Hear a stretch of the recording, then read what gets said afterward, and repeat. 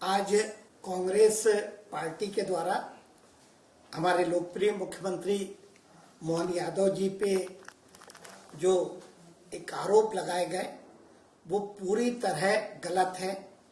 भ्रम की स्थिति पैदा करने का प्रयास कांग्रेस और उनके नेताओं के द्वारा किया जा रहा है। मैं समझता हूं कि इसमें बिल्कुल भी सच्चाई नहीं है।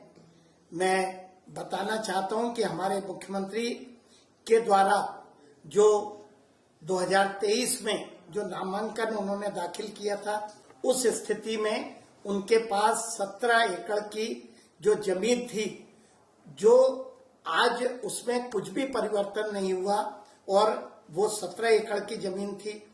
उनकी पत्नी सीमा यादव के नाम से 12.29 एकड़ की जो जमीन थी, इसमें भी 2026 में कोई परिवर्तन नहीं हुआ।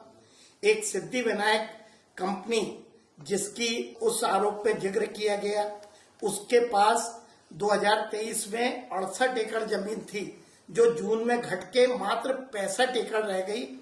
और इसमें भी मुख्यमंत्री के द्वारा 2017 में इसके डायरेक्टर के पद से इस्तीफा दे दिया गया। उनके पुत्र वैभव के पास भी 2023 के पूर्व 16 एकड़ जो जमीन थी, उनके मुख्यमंत्री बनने के बाद उसमें किसी तरह का कोई परिवर्तन नहीं आया और ये सारी जमीन मास्टर प्लान लागू होने के पहले की थी। उनकी पुत्रवधू जिसकी अभी विवाह हुआ है, शालिनी यादव के द्वारा जरूर 10 एकड़ की कृषि भूमि खरीदी गई, जो कि विकसित जो मास्टर प्लान एरिया है उसके बाहर की थी।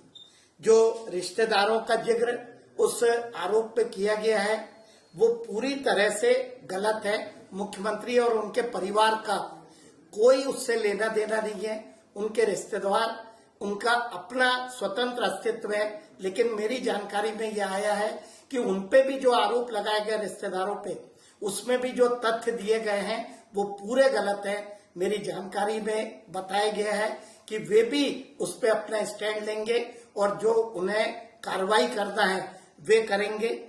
किसी लोकप्रिय मुख्यमंत्री को जिसके द्वारा प्रदेश के विकास में लगातार काम किया जा रहा है, इस प्रदेश को विकसित बनाने का काम किया जा रहा है, चाहे किसानों की बात करें, चाहे इंडस्ट्रियल प्रोग्रेस की बात करें, इस प्रदेश को, मध्य प्रदेश को इस देश के सबसे विकसित राज्यों में ले जाने का काम हमारे जो लोकप्रिय मुख्यमंत्री मोहन यादव जी कर रहे हैं। उनके खिलाफ एक षड्यंत्र का काम कांग्रेस पार्टी कर रही है। मैं कांग्रेस पार्टी पे यह आरोप लगाना चाहता हूं कि जब जब एक पिछड़े वर्ग का मुख्यमंत्री इस प्रदेश को मिला, चाहे उमा भारती हो, चाहे शिवराज सिंह चौहान हो या हमारे मोहन यादव हो, उनके खिलाफ षड्यंत्र करके उनको कमजोर करने का काम कई लोगों के द्वारा किया गया। समाज के ठेकेदार जिन्हें प्रदेश में पिछड़े वर्ग का नेतृत्व स्वीकार नहीं होता, वे लगातार इस तरह के षड्यंत्र करते हैं